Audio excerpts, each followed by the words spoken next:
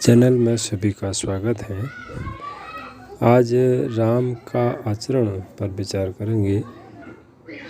सिया राम और रावण त्रेता युग के दो ऐसे व्यक्तित्व थे जो भिन्न भिन्न प्रकार के प्रवृत्तियों के प्रतिनिधि थे। रावण के पास अथाह संपत्ति थी।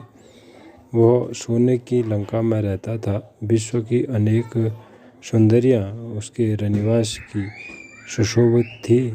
कुंभकर्ण और मेघनाद जैसे अजय योद्धा उसके लिए प्राण देने के लिए तत्पर थे। वह स्वयं भी वेदों का बहुत बड़ा ज्ञाता था। मृत्यु उसके इशारे पर काम करती थी। वह भगवान शिव का इतना बड़ा भक्त था कि उसको प्रसन्न करने के लिए अपने हाथों से वह अपने सर काट उन्हें अर्पित कर देता था।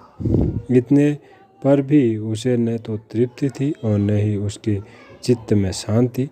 इसलिए प्राय निर्मल राजाओं का वह न केवल धन लूटता था, अपितु उसकी सुंदर स्त्रियों का हरण करके अपने विलास गृहों में डाल देता था।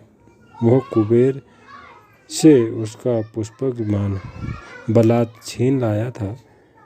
जगजननी महारानी सीता का अपहरण करके तो उसने सारी नैतिक मर्यादाएं तोड़ दी। इसके विपरीत भगवान श्री राम ने अपनी ज्येष्ठता के अधिकार को त्याग कर अपनी माता और पिता की इच्छा का सम्मान कर 14 वर्षों के लिए वन में रहना स्वीकार किया।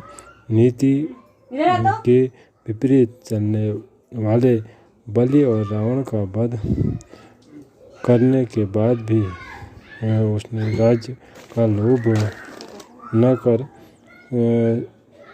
श्री राम ने उनके भाइयों को ही उनका राज्य लौटा दिया।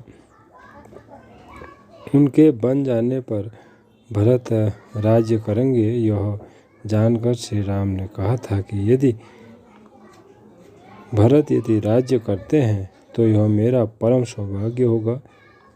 रावण के आचरण के विपरीत उन्होंने कभी भी विजित राजाओं की स्त्रियों की ओर नहीं देखा। उनकी तो यह घोषणा थी कि सपने में भी उनका मन पर स्त्री की ओर नहीं जाता है।